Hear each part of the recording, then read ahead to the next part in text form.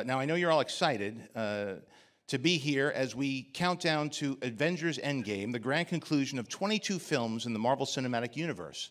So without further ado, please welcome the cast and filmmakers of Marvel Studios' Avengers Endgame.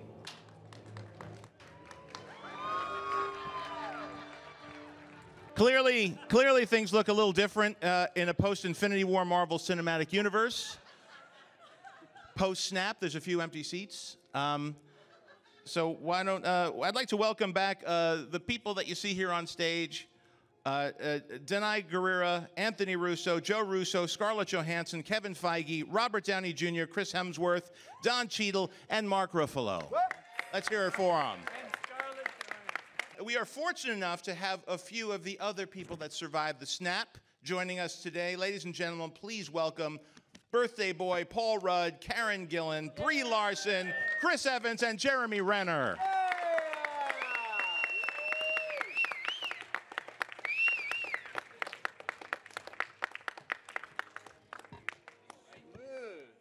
Let's start with where it all started, Mr. Robert Downey Jr. I have a question here on the card. When you first suited up as Iron Man, could you envision Tony Stark's arc and where you wanted to see the character go? And how did you approach building such a memorable character? I've been thinking about this recently. There's always two tracks, at least in my mind. One is the sky is falling, and the other is the sky's the limit. And as we had those many discussions in the high desert and shooting the film, I'm reminded now that I was talking a lot of smack, saying, wait till you see where this goes. But in the moment, I was just hoping day to day we were making good scenes and getting good stuff in the can, and, you know, the usual gobbledygook. I just wanted to not drop the ball. Was it a surprise early on that Iron Man amassed an army of devoted fans? And what do those fans mean to you today, Robert? Again, I've been just feeling like I'm kind of an oddball Manny, who I've been offered the opportunity to usher in this larger, as you were saying, family and stuff, and I look around and we are close and growing closer by the moment. To me, it's just the coolest relay race in the history of entertainment, for my money. So. And a relay race is a good way to put it, because it has been a collection not just of different actors portraying superheroes, but also filmmakers carrying the torch from one film to the other, and all of it under the guidance of Mr. Kevin Feige sitting next to you. Now, 11 years ago, yeah, let's hear it for Kevin. 11 years ago, you could not have predicted the 22 films you've produced in the Marvel Cinematic Universe would be so wildly successful and popular. When did you actually begin to realize that you had something big on your hands? Well, big is relative, but it was, you know, we hired a great director to do the first film in the MCU. And then we hired a great actor. And we had fun making that first movie, as you all recall, and it was sort of the success of it. The bar for success was pretty low. It felt high at the time, but it was not that high. It was comparative to other Marvel films that had been out in that general area, which is what we wanted to compete with. But as we were making the movie, and as we were looking at dailies, and as we were looking at effects tests coming in, we realized that this was really going to be special, and even perhaps more special than we thought. And then that opening weekend, and the response to the trailer, frankly, with you coming out at Hall H at Comic-Con for the first time, showing that trailer, there started to be a much bigger sort of wind behind our back, combined with Mr. Sam Jackson's cameo that we secretly did on that Saturday at Playa, and then leaked the next day. And the response to that, and that people picked up that meant this interconnected universe, which everybody knew from the books, but had never been done in the movies. Right, and what makes Avengers Endgame so special that it's the most highly anticipated superhero film ever? Well, what's special is all the actors on this stage, all the actors who are not on this stage. And as you said it earlier, the family that has come together this decade plus, and the fact that Robert said it so well in the trailer, part of the journey is the end. And about 4 or 5 years ago, we all started talking about doing something at every turn, including the first Iron Man film. We talked about, how can we do something that's never been done before? What if the superhero outs his identity at the very last shot of the movie? Well, you can't do that. No one does that. You can't do that. What would we do next time? I don't know. Let's do it. 4 or 5 years ago, we talked about, what haven't we seen in films based on comic characters? We haven't seen an ending. a definitive conclusion to an overall saga. So that is why it's called Endgame and why I think it's very, very, very special. And Anthony specifically, how does the surprise ending of Avengers Infinity War affect the tone of Endgame in the aftermath of Thanos' destruction? Well, first of all, thank you for saying that, John. And secondly, you know, Joe and I, we speak constantly about the debt we owe to you for starting this whole thing. And we both remember that moment that we sat in the theater and watched that first Iron Man for the first time. And I remember that feeling of like, I wish we were a part of this, you know, and we had no idea that years later we actually would be. So, I mean, that was an epic moment in a movie theater. So thank you for that. So the ending of Infinity War is, you know, look, Joe and I have mentioned this before, like one of our favorite storytelling adages is write yourself into a corner. And what we take that to mean is like put yourself in a place on a narrative level where you have no idea how you could possibly move forward from here. And that's a great place. That's a very exciting place to be. And it forces you to come up with some really creative ways forward.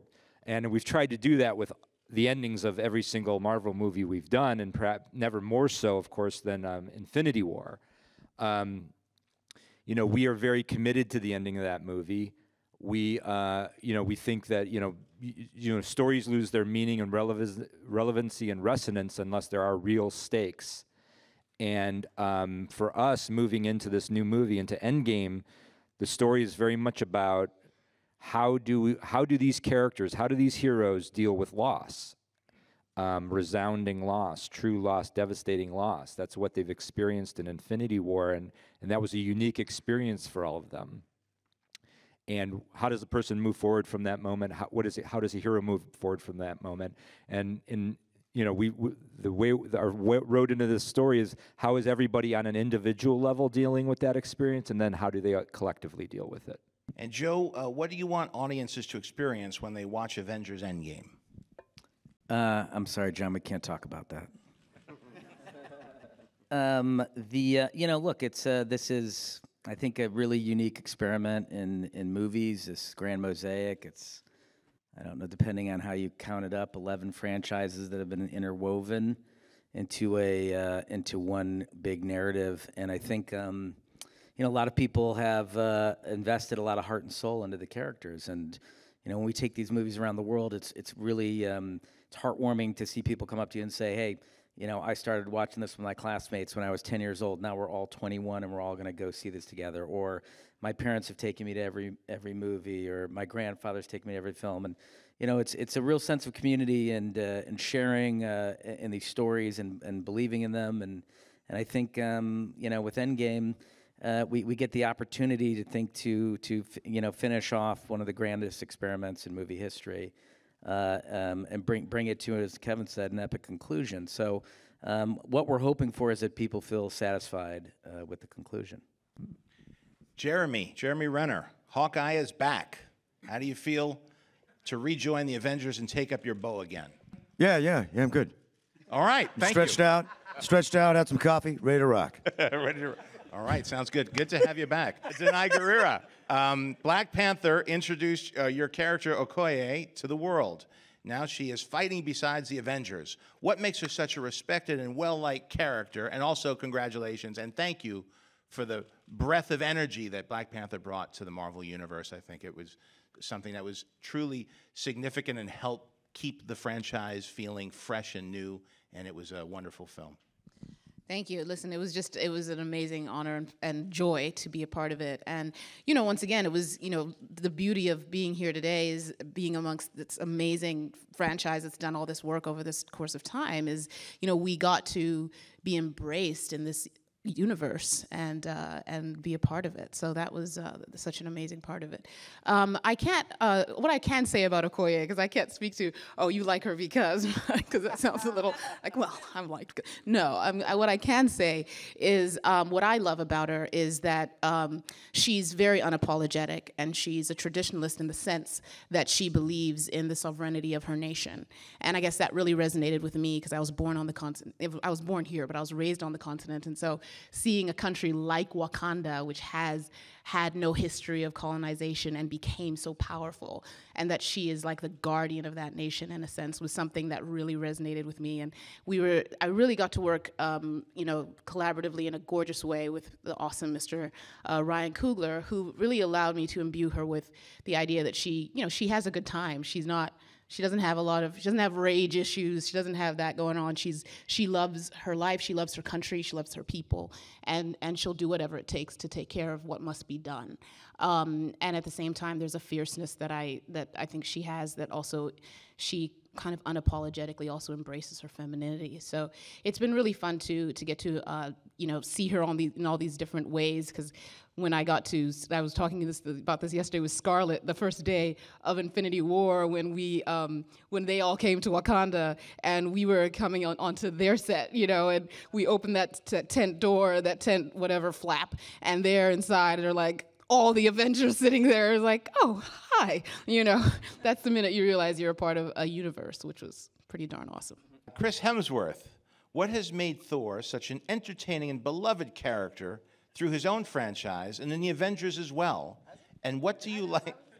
And what do you like best about playing him?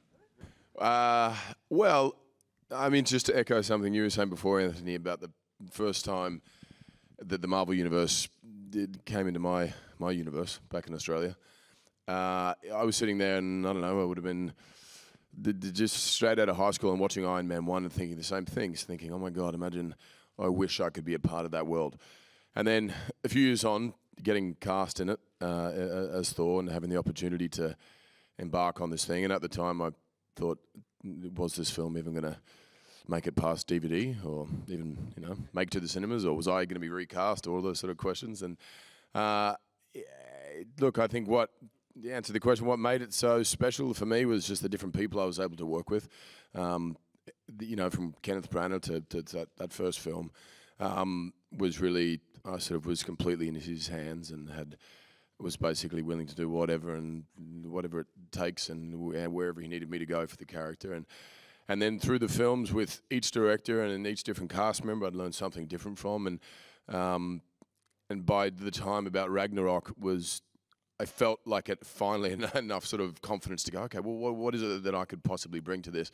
And then had this great collaboration with Taika, and really decided to do something different and see how we could make it unexpected and unique. And then I remembered calling Joe and Anthony and saying, look, I've got this new version of Thor that we've just shot, and I want to continue that version. I don't want to do the old version. And he said, well, we've got an even newer version for you. And it was, and then as was this film here, and it's just about the people that's made it so special, and I think unique each time with any of our characters is everybody you get to interact with, and the fact that we're all willing to be open to what new possibilities lie ahead of these franchises and these characters, and it's been a pretty remarkable journey. Chris Evans, Captain America is a classic hero with an unshakable moral code, and you have perfected your portrayal of him, plus shown us even more of what makes him tick. What has it meant to you to play him, and what do you like best about Captain America in this film? There's been so many wonderful elements of working on this movie, and I'll echo what Chris said. Just truly, not to, it could seem like a safe answer or something, but really, honestly, the friendships and connections I've made over these 10 years now, it truly has become a family. And Scarlett Johansson, Black Widow. Yes, that's me. Yes, you have been part of this since Iron Man 2, and your character has always represented women as strong and equal. And for you, what is the best part of playing a character in this universe? The character really started as, a sort of secretary, a sexy secretary with a skill set on the side, and Posing as, thank you. And, we didn't know, certainly I didn't know how the audience would react to the character, my interpretation of the character, and obviously a very beloved character for a long time. I feel, and then the next time that we saw her in Avengers, she was sort of one of the boys, for better or worse, and that, made sense then. And, as I think the fans and the audiences have really pushed certainly Marvel, but pushed all the studios and filmmakers to really, throw up on the screen what represents what's going on in the zeitgeist and wanting to see, diverse films and cast that represents how they, their own aspirations and how they feel. I think, the characters sort of grown in reaction to that, and the movies have really grown in reaction to that kind of fan encouragement. And honestly, I have to say that, it's so. I remember, when Lizzie signed on, and Colby was there, and we were all clinging to each other just to. I felt like I'd been in this like testosterone fest for such a long time. It was so nice to see like other female cast members, and then, with Brie coming on and Karen and Denai, and it's really, I feel like I'm in just this, I'm amongst so many wonderful actors, so many strong actors, and such, such a, it's just grown beyond my wildest dreams. I could never have imagined where this would take us and all of us. It's been quite a journey. Karen Gillan, Nebula is such a complex character. What excited you about bringing her back for Avengers Endgame? Well, I think it's maybe safe to say that she suffers from some daddy issues because her dad is Thanos, so who wouldn't? And I think I'm excited for her to finally face the source of this abuse. This has sort of been building through multiple movies, through the Guardians movies, and she's talked about how she wants to inflict revenge, and so we all know about that. So I would like to see her try and face that. Paul Rudd, Ant-Man's Return. I saw him in the trailer. What can we expect from this time around, and how does he fit in with the remaining Avengers? Well, I did see the trailers. I do know that I'm in it. Yes. How I fit in, how any of this works, it remains to be seen, and it's going to be fun to have audiences discover it along with us. We haven't seen it either. But it's not part of the question. Okay. But I must say, everyone is kind of echoing the same sentiment, which is this sense of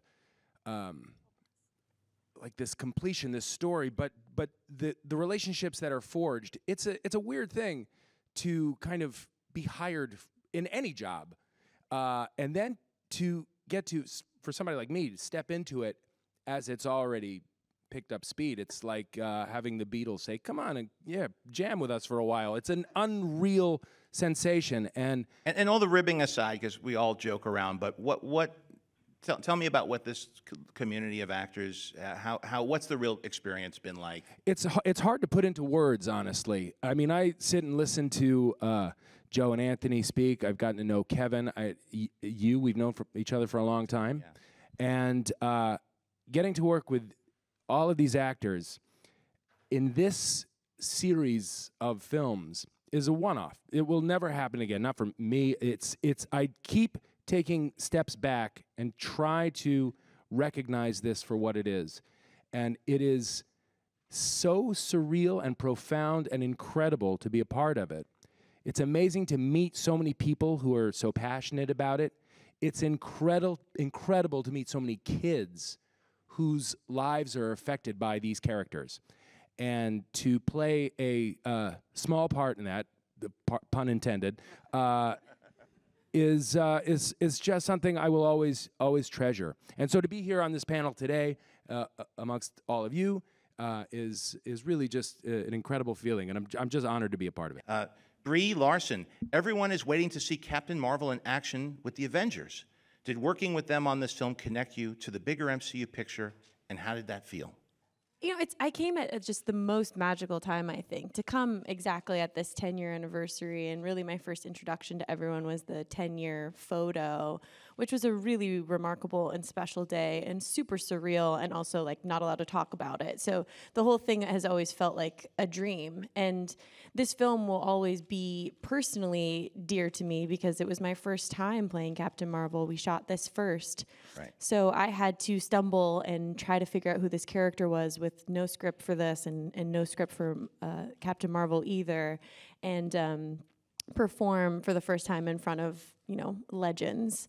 But it was incredible. I mean, I think the other part of it too is the set feels like this balance of, as big as it is, it still feels like a bunch of kids, like just like what I was doing over summer break, making movies in my garage. There's still this sense of wonder and play and encouragement, and of course, this film deals with some heavy subject matters, and so you're bouncing in between things that feel very deep and serious, and then we're going off and playing Boggle, which I am very good at, just to be clear. And so it's nothing. There's no other word I can describe it as other than surreal, and I'm super excited for this to come out, mostly just so that I can talk about it. I want to be able to talk about my experience, which I haven't been able to do for a very long time. Don Cheadle, Rhodey has been there since the beginning. What do you like best about playing him and suiting up as War Machine? Well, you know, you were there from the beginning, obviously, and Rhodey obviously started, I think it's fair to say, as a lighter-toned individual, sort of bigger than life, than I am in real life. But as the character sort of darkened and things became more compact on a narrative, I think we've seen a real growth of this character, and we've kind of, you know, as he's gone through his trials and tribulations, obviously, over the course of these films, and come out the other side now, and has his legs under him, no pun intended, literally, and is able to really be a part of this team and really contribute at a high level. It's been a lot of fun to see where he's come from and to see where he's gone and see what else happens next. But, you know, kind of to echo what Bree said, we've had a great time this whole time, being together and, you know, having the Downey lunches that we have, that he's put together, and to get to know these people. I've always known their work, but to get to know them as individuals and get to know them as people and get to be friends and to come back, to get to keep coming back to these relationships again and seeing where everybody is, and people have had kids and families, kids going on to college, and other people having kids and relationships started and ending. It's just, it's rare to have that kind of an experience over the course of 10 years with the same group of people, so it's really nice. That leads us to Mark Ruffalo. This cast has met up many times now, either in part or whole. Some describe it as family. Is that how it feels to you? And why is that, or is that not the case? It doesn't feel like family to me because we all really get along well. There's not that much drama. No, it does feel like family. It's a family that you wish you had, in a way.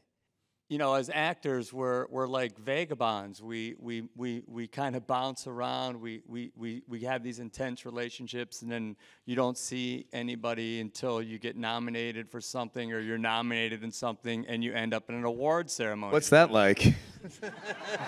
Speak for yourself. All right, let's go to some questions. Oh, my.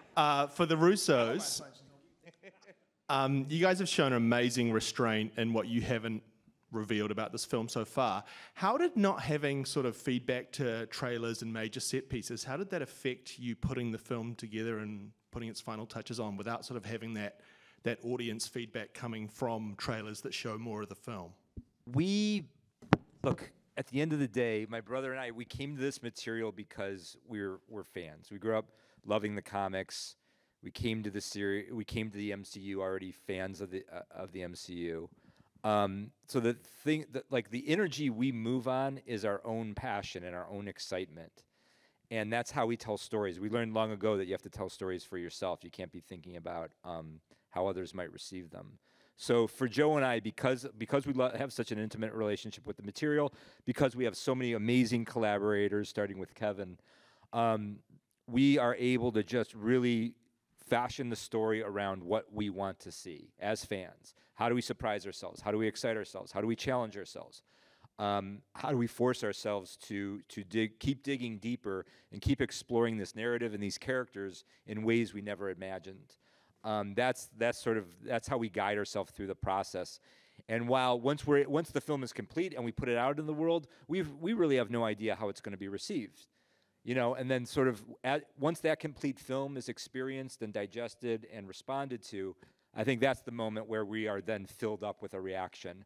But as we're executing, once we conceive the film and start executing, we're not really second guessing what we're doing. We're really focused on chasing the initial vision that we had for it.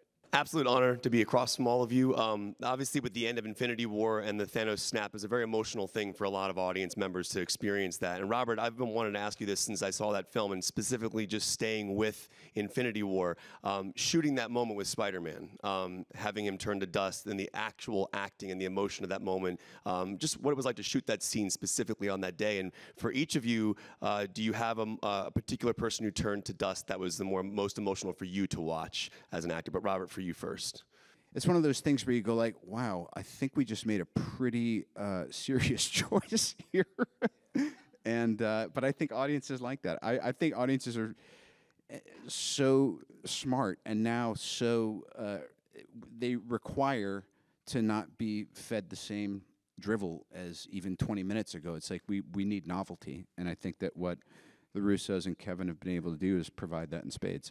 Hi, this question's for Chris Evans. So in the past few films like Civil War and Infinity War, now Endgame, you see your character being able to interact with different characters. And because, you're Captain America, you always have this tendency to be a leader and be a captain. How does that change or maintain continuity as you meet other characters like Captain Marvel or Black Panther, who are both leaders in their own way?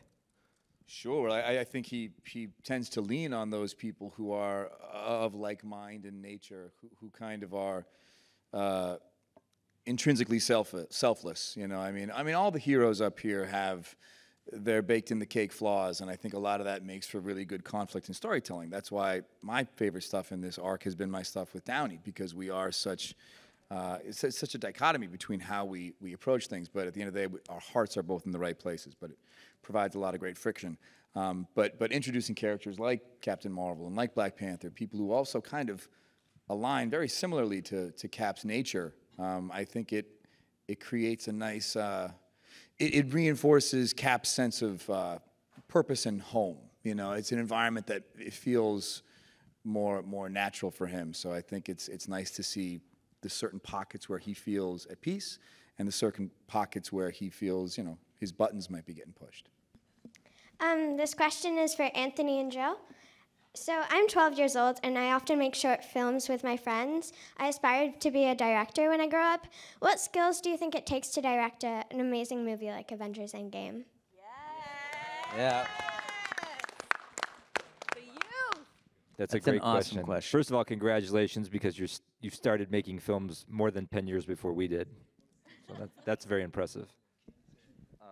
I think, you know what, we love your initiative, and I think that's really when anybody asks us about getting started, it's doing what you're doing. It's picking up a camera and it's shooting. You have iPhones now. You can, Steven Soderbergh just shot an entire movie on an iPhone, and you have free distribution on YouTube, and you can put things out there. We, discovered Donald Glover for Community on YouTube. So there's it's much easier now, I think, for people's voices to be heard and seen than it was when we started, and you had to go out and get a camera and buy a really expensive film and figure out how to get it developed. And so I think, find a story that you want to tell, be really passionate about it, care about it, and then go out and tell that story. And I think that's really the secret to being a successful filmmaker. Please join me in thanking the cast and filmmakers of Avengers Endgame. And thank you, John.